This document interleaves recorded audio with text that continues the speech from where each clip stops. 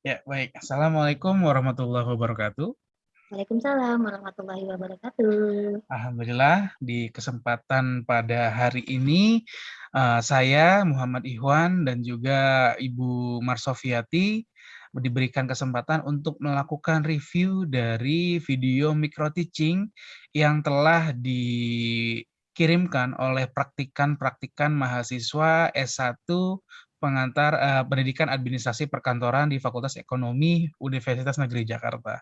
Jadi di sini praktikan-praktikan yang memang mereka ini akan melakukan akan melakukan PPL ataupun PKM di sekolahnya masing-masing, mereka melakukan micro teaching terlebih dahulu. Nah, ketika para praktikan ini melakukan micro teaching terlebih dahulu, di sini kita akan mereview kira-kira ketika praktikan ini melakukan micro teaching, apakah apa yang telah mereka lakukan sudah sesuai dengan kaidah dan juga teori yang ada, ataukah praktikan ini membutuhkan saran dan juga masukan mungkin dari Bu Marsofiati atau mungkin akan saya berikan masukan secara langsung seperti itu. Baik, Bu Opi, sekarang kita akan membuka video dari Saudari Vita. Saudari Vita ini adalah praktikan yang akan melakukan PKM pada SMK di Jakarta dan juga saudari Vita ini adalah mahasiswa dari uh, program S1 Pendidikan Administrasi Perkantoran FEUNJ. Baik, Bu Opi, langsung saya share screen ya, Bu ya? Baik, silakan Pak Iwan. Ya, baik, Bu. Assalamualaikum warahmatullahi wabarakatuh. Selamat pagi anak-anak semuanya. Waalaikumsalam warahmatullahi wabarakatuh. Bu. Apa kabar semuanya hari ini? Alhamdulillah baik, Bu. Baik. Luar biasa, Bu. Alhamdulillah ya, sehat semua ya. Sebelum kita mulai pelajaran hari ini, ada baiknya kita berdoa terlebih dahulu. Yuk, Ketua kelas boleh dipimpin berdoa, silakan. Oke, mari teman-teman, sebelum kita belajar, kita berdoa menurut kepercayaan dan agama masing-masing. Berdoa dipersilakan. Berdoa selesai? Sudah, Bu? Ya baik, terima kasih Iqbal. Hadir semua hari ini atau ada yang sakit, izin? Bagaimana Ketua kelas? Hadir semua, Bu, sejauh ini. Ya, alhamdulillah hadir semua ya. Ibu sudah mengirimkan presensi pada kolom chat Zoom. Silakan diisi anak-anak. Baik, Bu. Bu, mohon izin saya ke kamar mandi bentar ya, Bu. Ya, baik. Alhamdulillah hari ini kita dapat bertemu kembali dalam mata pelajaran otomatisasi tata kelola keuangan. Sebelum masuk ke materi baru, Ibu mau nanya nih ke kalian. Saat ini kalian pasti sudah ada bayangan mau kerja jadi apa, kerja di mana, gajinya berapa. Pasti sudah ada bayangan dong. Coba Ibu mau tanya ke salah satu dari kalian. Intan, bagaimana Intan? Nanti kamu ingin kerja di mana, jadi apa, gajinya berapa? Coba boleh dijawab. Saya tadinya mau jadi PNS tapi nggak jadi, Bu. Nanti saya mau jadi sekretaris di Bank BNI. Gajinya semoga sebulan 15 juta, Bu. Wah, amin, amin. Intan ingin kerja di perbankan ya? Ya, amin ya. Terima kasih jawabannya Intan. Nah, dari jawaban Intan tadi, Ibu yakin pasti sebagian besar dari kalian juga sudah ada bayangan nih. Kalau ingin menjadi apa, kerja di mana, ingin gaji berapa, pasti sudah ada bayangan. Nah, berbicara tentang gaji nih, Ibu ingin bertanya lagi ke kalian. Gaji menurut kalian itu apa sih? Ada yang ingin menjawab? Saya ingin menjawab, Bu. Ya, silakan Aini. Menurut saya, gaji itu merupakan pemberian sejumlah uang setiap periode tertentu kepada seseorang yang telah menyelesaikan pekerjaannya, Bu. Ya, terima kasih ya ini jawabannya. Lalu bagaimana dengan upah? Apakah sama dengan gaji? Atau memiliki perbedaan? Ayo, siapa yang ingin menjawab? Ada yang ingin menjawab? Tadi upah ya, Bu? Saya izin jawab. Saya izin jawab ya, Bu. Menurut saya upah itu berbeda dengan gaji, Bu. Kalau upah itu biasanya diberikan kepada pekerja harian atau buruh, sedangkan kalau gaji itu diberikan kepada karyawan perusahaan, Bu. Ya, terima kasih Intan jawabannya. Jawaban dari Intan tadi sudah benar ya, bahwa gaji dengan upah merupakan dua hal yang berbeda. Perbedaannya apa aja sih? Nah, jawabannya akan kita bahas pada pertemuan kali ini dengan pokok bahasan berupa pengertian dan perbedaan gaji dan upah pegawai. Ibu izin share screen dulu sebentar ya.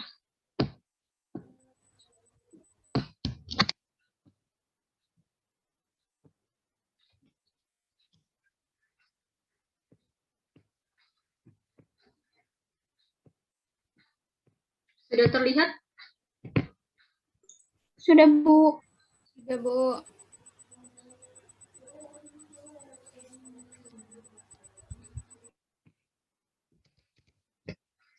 Ya, sebelum pembelajaran dimulai, Ibu akan menyampaikan tujuan pembelajaran hari ini terlebih dahulu. Tujuan pembelajaran pertama adalah peserta didik dapat menjelaskan pengertian gaji dan upah pegawai. Dan yang kedua, peserta didik dapat mendeskripsikan perbedaan gaji dan upah pegawai. Dalam mempelajari materi ini, Ibu harap peserta didik dapat menambah wawasan tentang pengertian dan perbedaan upah dan gaji pegawai ya. Metode pembelajaran hari ini kita menggunakan metode konvensional atau ceramah. Jadi Ibu minta tolong ke kalian, jangan lupa untuk mencatat setiap materi yang akan dibahas pada hari ini ya.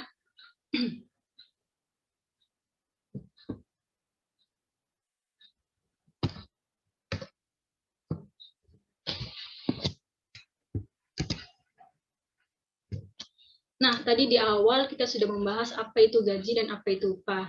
Benar ya yang dikatakan teman-teman tadi, gaji itu merupakan balas jasa yang diterima pekerja dalam bentuk uang berdasarkan periode waktu tertentu, sesuai perjanjian dengan perusahaan.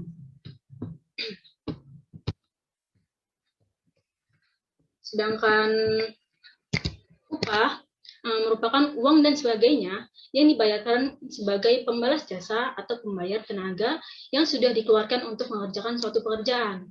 Nah, dari kedua pengertian tersebut memiliki dua poin penting, dua perbedaan antara pengertian gaji dengan upah pegawai. Salah satunya ini adalah pada poin uang dan pada poin pemberian uang. Pada gaji hanya diberikan berupa uang, sedangkan upah diberikan dapat berupa uang atau sebagainya, boleh barang atau perhiasan dan lainnya, sesuai dengan perjanjian atau kontrak dengan pemberi upahnya.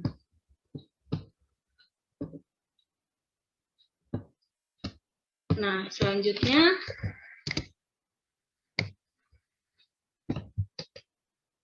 perbedaan gaji dan upah pegawai. Nah, yang pertama, proses pembayaran gaji biasanya diberikan dalam periode tertentu yang ditetapkan oleh perusahaan. Maksudnya di sini adalah pemberian gaji itu dibayarkan sesuai dengan rentang waktunya tertentu, sesuai ketentuan dari perusahaannya. Ada yang 2 minggu sekali diberikan gaji, atau ada yang diberikan gaji selama sebulan sekali. Itu tergantung ketentuan dari perusahaannya.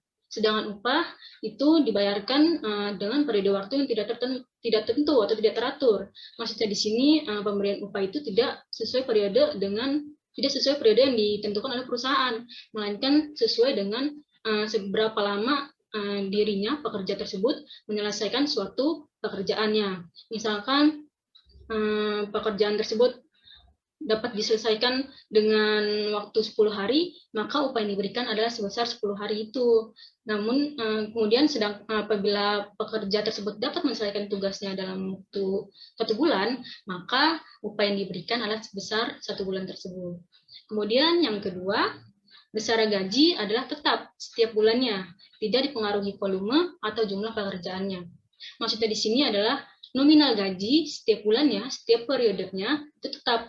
Misalkan seorang karyawan diberikan gaji sebulannya sebesar 4 juta rupiah.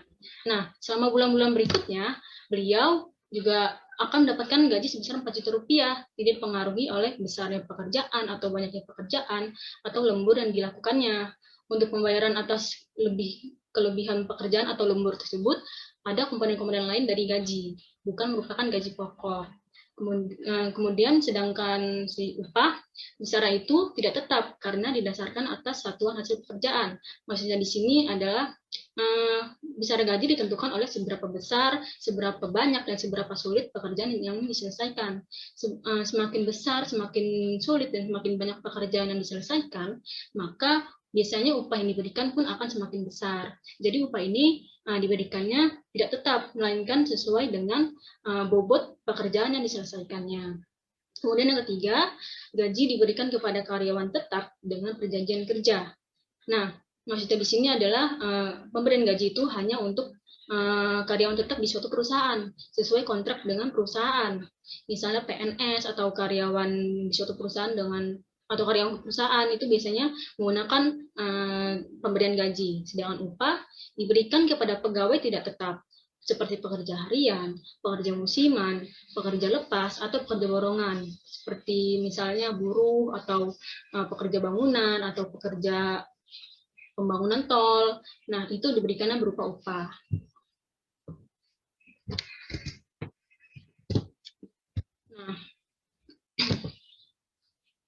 Ibu akan menampilkan sebuah video tentang perbedaan gaji dan upah pegawai. Silakan disimak ya.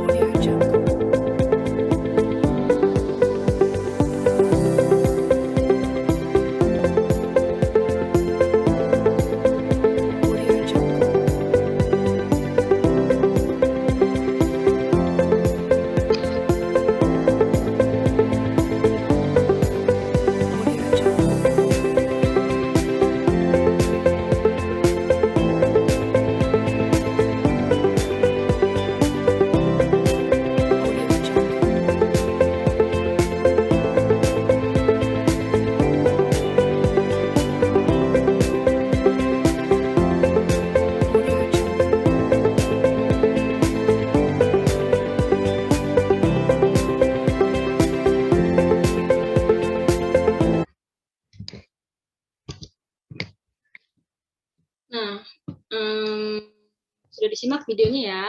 Audio Jungle. Halo.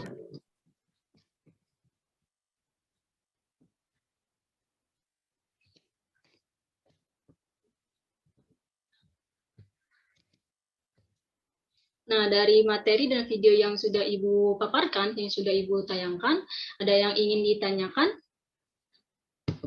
Boleh bertanya ya, yang ingin ditanya, yang masih belum paham.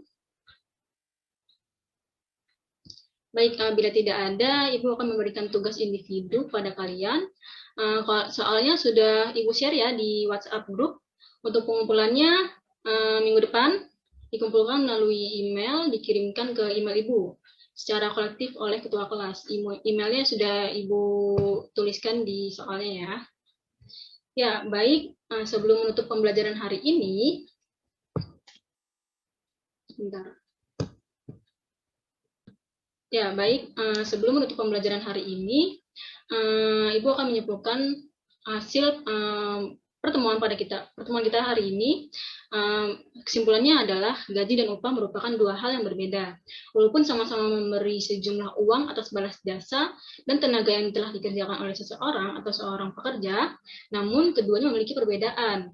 Gaji dibayarkan setiap periode yang telah ditentukan oleh perusahaan, sedangkan upah dibayarkan sesuai dengan kapan pekerjaan dapat diselesaikan oleh pekerja tersebut. Kemudian gaji biasanya diberikan ke karyawan tetap dalam suatu perusahaan dengan kontrak dengan perusahaan, sedangkan upah diberikan kepada pekerja harian, pekerja borongan, dan lainnya yang merupakan pekerja tidak tetap. Serta nominal untuk pemberian gaji setiap periodenya adalah tetap, sedangkan nominal pemberian upah tidak tentu atau tidak teratur sesuai dengan pekerjaan yang diselesaikannya. Ya, baik. Pada pertemuan hari ini, ada yang masih ingin ditanyakan anak-anak? Ada yang masih bingung? Cukup, Bu. Tidak ada, Bu. Ya baik, alhamdulillah sudah paham semua ya. Jika tidak ada, Ibu akan menutup pembelajaran hari ini dengan hamdalah. Alhamdulillahirabbil alamin. Sampai bertemu pada pertemuan selanjutnya. Jangan lupa untuk mengumpulkan tugasnya ya. Wassalamualaikum warahmatullahi wabarakatuh. Waalaikumsalam warahmatullahi wabarakatuh. Terima kasih, Bu. Terima kasih, Bu. Ya, baik. Tadi sama-sama telah kita saksikan video micro teaching dari Saudari Vita. Silakan Bu Opi untuk tanggapannya bagaimana, Bu? Baik, terima kasih Pak Iwan. Hari ini luar biasa ya. Kita melanjutkan dari pembelajaran yang sebelumnya, yaitu mengenai 8 keterampilan intelektual dalam belajar, masih menurut Ganya. Kemarin kita sudah mempelajari sinyal learning Tentang dan sinyal dan stimulus, respon. betul. Iya. Nah, sekarang kita akan belajar mengenai menguasai rangkaian hal atau rangkaian gerak dan hubungan verbal. Verbal, Nah, betul. kalau kita lihat dari video tadi, ya kita sudah bisa melihat, kita bisa mengambil intisari dari praktikan yang sudah lakukan pada saat micro teaching mengenai hubungan verbal ya, Pak Iwan ya, di mana tadi mulai dari memanggil gitu ya pada saat di awal begitu itu sudah melalui memanggil verbal ya, Bu. nama. Nah, itu penguasaannya lebih kepada verbal. Kemudian selanjutnya adalah pada saat menanyakan mau kerja apa gitu. Nah, itu kan juga sudah menunjukkan bahwa ada sesuatu di balik pernyataan yang merupakan pernyataan dari hubungan verbal juga. Betul, betul.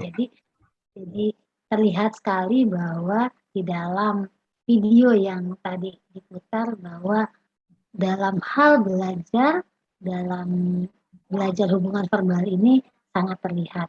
Mulai dari di awal menyebutkan nama, kemudian ditanyakan lagi pekerjaan apa, nah itu juga merupakan hubungan verbal. Kemudian penjelasannya juga ya mengenai tadi kan keuangan. Mengenai gaji, upah, gitu ya. Nah itu sudah rangkaian verbal semua.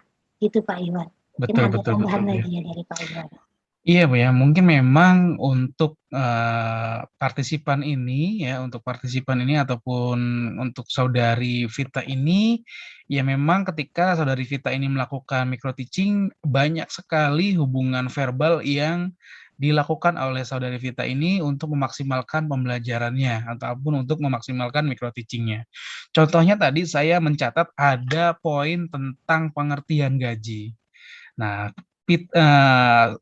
praktikan ini ataupun Vita ini ketika dia itu menjelaskan gaji, apa sih itu gaji? Nah, dia ini akan melakukan yang namanya hubungan verbal. Gaji itu apa? Lalu Vita ini memberikan sebuah perbedaan antara gaji dan juga upah.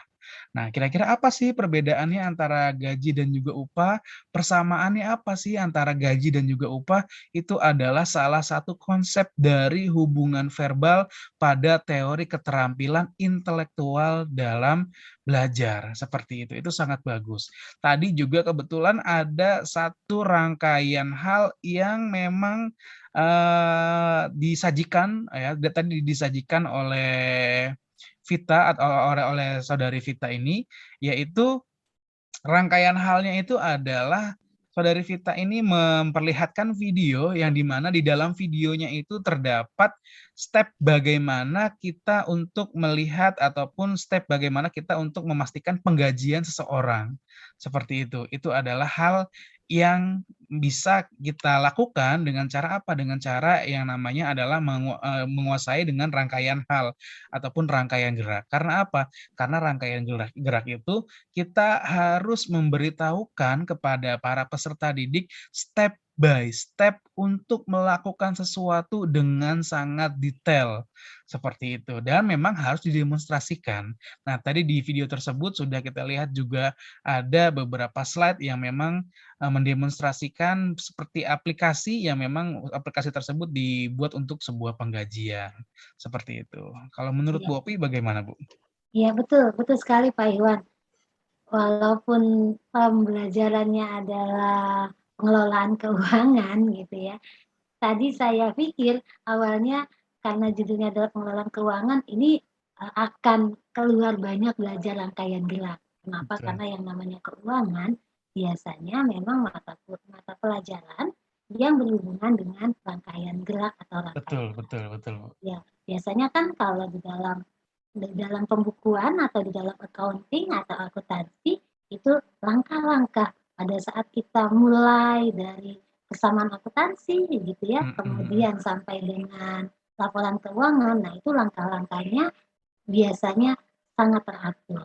Betul. Tadi ternyata pada saat kita melihat videonya gitu ya, kita melihat video dari praktikan, ternyata amazing. Ternyata di dalam pembelajaran yang biasanya banyak belajar rangkaian gerak, ternyata situasi-situasi tertentu juga perlu adanya belajar rangkaian verbal, di mana Betul, Bu. ada bagian-bagian tertentu, bahkan di sini hampir sebagian besar dari pembelajaran yang ditampilkan oleh saudari praktikan ini melalui belajar rangkaian verbal. Nah, ini sangat baik sehingga tentunya belajar menjadi tidak monoton sehingga para peserta didik juga tidak merasa bahwa